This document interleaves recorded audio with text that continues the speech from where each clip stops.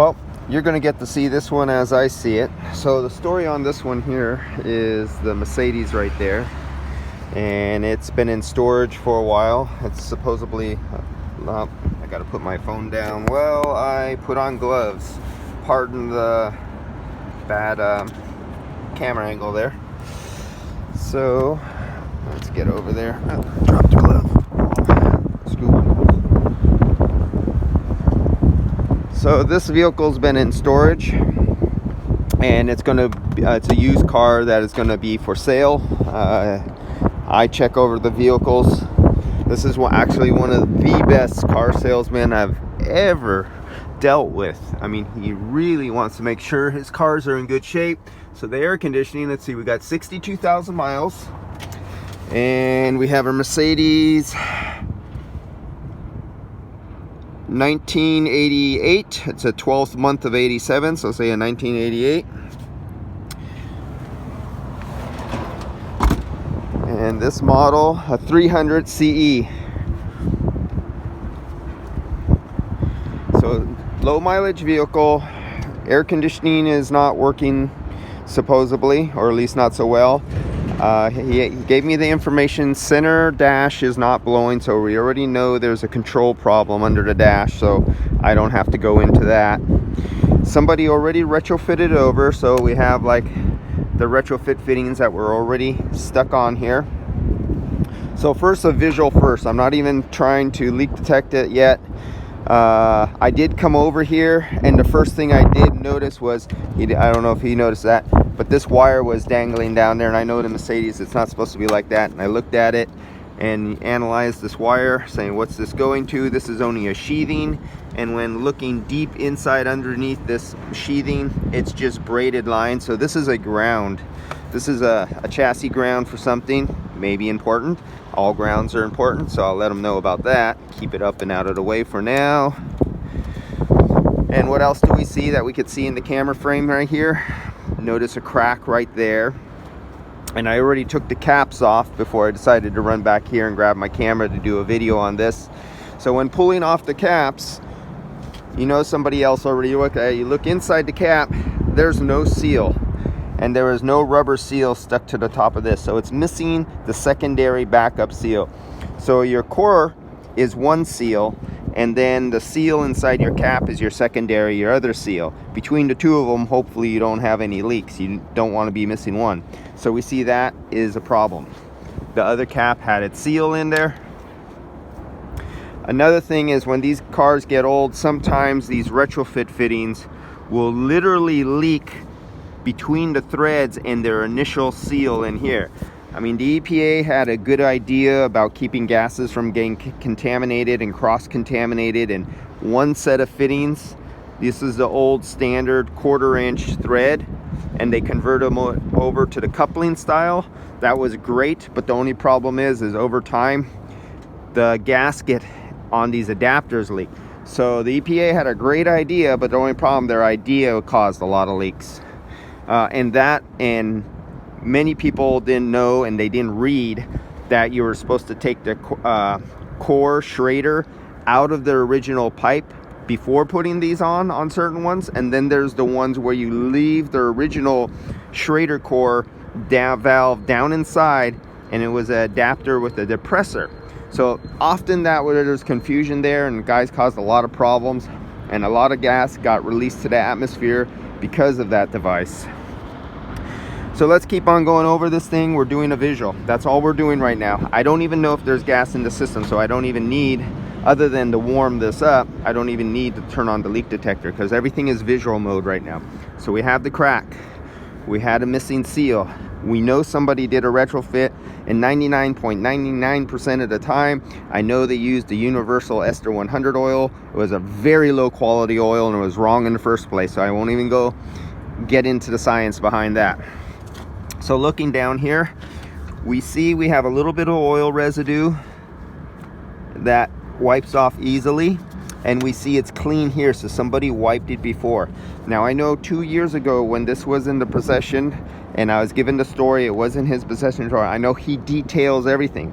So any evidence of oil that I would use as like a detective looking for problems, got wiped away then. But then since then, it's been in storage for 2 years sitting. So this is, I'm gonna say, fresh oil within 2 years. I know when he's finished detailing, you cannot see any oil residue anywhere. Minute amount there. So I got an oil residue there. You have your fan cycling switch and you have your compressor cycling switch. You have 2 switches here. So a little residue buildup there. No residue on the sight glass. It's original because we still have the original markings from the factory with their little red tape mark here where they put it over, just like in aviation when they're finished putting stuff together. They put a line mark on, lining up, telling you it was checked at the factory. So slowly we're gonna take from the high side liquid line here out of the receiver dryer, and we're just gonna follow it up, and we're gonna see everywhere it penetrates and goes through. There's no rub throughs or anything, metal to metal eating it up. We're in the center of our rubber grommet. Our suction line, the one with the crack in it, coming through here, coming through the other end. Keep following them up and going over to the expansion valve. Now, my eyes are used to this and I know what these should look like. They should be clean, dry, and shiny. Well, if you look at this real carefully, and let's see if I could do this without shutting off my phone.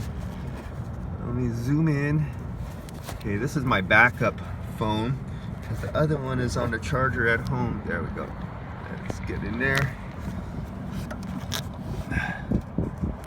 And I'm trying to, I can't see anything.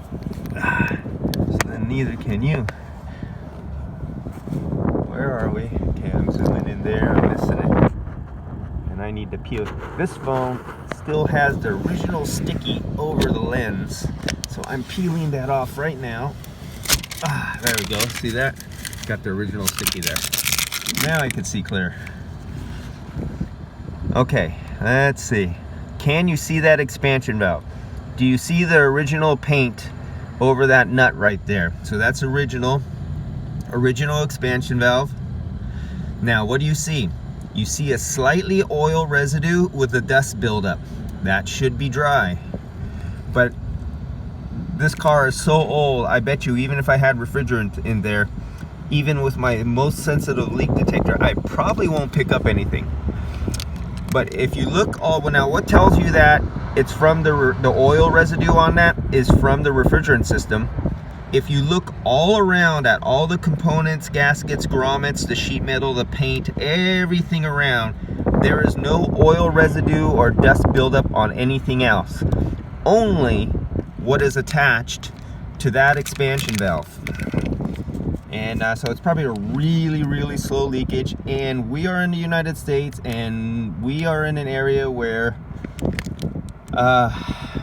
yes, I know that's really low over many years period of time, possibly. We are allowed to charge it up if you can't identify and prove a leak. But what if you can see is where the wipe mark on that upper suction valve, you can see where I wiped it, and I have oil on my finger right now. And that is not oil from a glossy spray, like when you detail a car and you spray oil all over the interior to make all the rubber and metal and everything shine so it looks new, because that is the only device that has an oily residue on it. So I'll notate that down, and when I fill this system up and check it, I'll check it for leaks. I'll hit it with the electronic leak detector, and I'll hit it with the soapy bubbles from Big Blue. So that's a potential. Let's see, what else can we let? Okay, so follow along there. We went all the way to the expansion valve, back down the suction line, follow it under the intake manifold, and we're looking for any evidence, and it comes down and it goes to a muffler. Or yeah, no, not to a muffler. The muffler is from the discharge. It comes down, it goes around, and I got sun hitting my lens, and so I cannot see. I literally cannot see my camera. I'm just guessing where I'm going. Okay, I can kind of see something. There's the suction coming back at the tip of my finger. That's the suction line. coming into a manifold assembly that goes to the back of the compressor on that head manifold on the compressor. Now, many years ago, there were two types. You see the port right there, that's a R12 1/4-inch cap on there, and then you could see the Allen screw. There's 4 Allen screws on that manifold.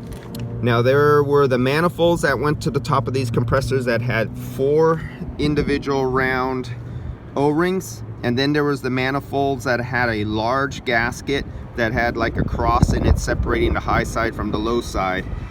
They were a failure point, and so I don't see any residue around, looking down around the sides of oil coming down off of that. Nowhere on the bottom or sides. Looking at the compressor, spin the clutch a little bit with your fingers. It spins very easily. The gap is pretty damn close. It's a close gap. It's probably at the very minimum end of the standards for, if you looked up the specs for this, that's probably about a 12 to 16 thousandths of an inch gap. I'd put it closer to 12 thousandths, but it's not rubbing when rotated. And I don't see no oil fling. So you look for when the compressor spins and the shaft spins and the clutch spins where it engages. If there is a shaft seal oil leak, but not all the time, but the big ones that are visible, it'll travel up the shaft. As centrifugal force comes around, it comes out to the plate of the pulley, and oil will be fling out, and it'll leave a line of oil buildup. And I do see a little bit of oil buildup here. That is old, but nothing on the clutch. No shiny metal, no oil buildup on the clutch itself or the pulley. So nothing horrible there. Then we come back to the condenser. Now, this was one of the first attempts of making higher, and they came from Germany. We didn't develop these here in America. Germany, the Bear manufacturer, was one of the first. I don't know who the first was, but these little tiny 6mm tubes for refrigerant passages. They were a higher efficiency condenser than our older standard American version that had the larger 3/8 diameter refrigerant passages. And so you were able to have more surface area by having, for the same size condenser, you have many more smaller diameter refrigerant passages are better than larger diameter, fewer passages. So this was one of the first attempts at getting higher efficiency out of a condenser in the same small package. Not only that, at this time and these years, this was considered a tight fin spacing force. So for every inch, if you measured it, you would notice back at this era in the 80s that this had more fins in 1 inch than your standard American condenser that was using the same tube and fin design. So this was a higher efficiency condenser for those years that were coming out. They were getting ready because they knew R134 was coming right around the corner, and it developed higher head pressures. So a lot of manufacturers actually started pre-testing some of components that were going to be released in just a couple years. And Mercedes-Benz in 1990 in the United States released their first vehicle that's just like 3 years after this production date of R134 on the market in 1990. And they already had a condenser that was somewhat ready for R134 changeover from R12. Then we have our electric fan. Spin your electric fan. Sometimes you'll get these and they haven't been working in a long time, and you go to move them and they'll be like locked up. There'll be a tight break, and you'll move it, and all of a sudden it'll break free. That tells you this fan hasn't been spinning in years. When they're frozen up and you actually break them, and after you break it free, that's a clue that, hey, this thing wasn't working. So you better look in it. Is it the fan windings, or is it the switch, or is it a relay that made that not working? Always test everything. Come over to the fluid. So that's your secondary backup. Your primary fan is your engine fluid clutch. So we have a fluid clutch here filled with a fluid that it has a thermal spring on it activated to lock up the thermal fluid fan clutch 1-to-1 with engine speed to rotation. Usually the engine speed will be faster than the rotation until it hits a certain temperature, and then you'll notice the fan will start going faster, which on a cold morning like now, it's only 56 degrees. I'm probably never going to see that thing come on. So that's kind of our visual. I probably passed something up because I'm talking and doing video at the first time, at the same time, and I am not concentrating on making video. I need to get onto my other vehicles and other jobs. Okay, very clean inside. Actually, super clean inside.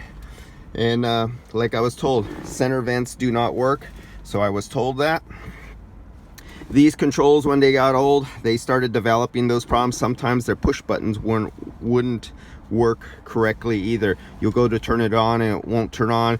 Usually you had to go to the low speed to get something to come on. You wouldn't notice the high would. Sometimes you get lucky, and by clicking them back many times, really fast recession, you would finally get the fan to come on. Same goes for these other ones. And sometimes something was really broken, something else. Sometimes the recycle wouldn't work. So that's basically our visual. Now I'll have to do another video because I need to put my camera down, and I don't even have my gauges here, but here's my gauges. All I'm going to do is hook up to the low side and look up on the app on my phone whether I have pressure enough to use this. Today is roughly 50 some degrees, so, and this car wasn't running, so I suspect that my pressure should not be over 50 some psi or 60 psi, and that's all I'll get out of refrigerant on a cold day on a cold car. And if there is, I'll go over it with my leak detector. The car's been sitting here. If there's any small leaks that somebody may have topped this off before they just delivered it to this customer, then I could go around with the leak detector, and you know, this is only an outer sheathing crack. There's an inner layer that actually seals the refrigerant. The outer one is not the important one.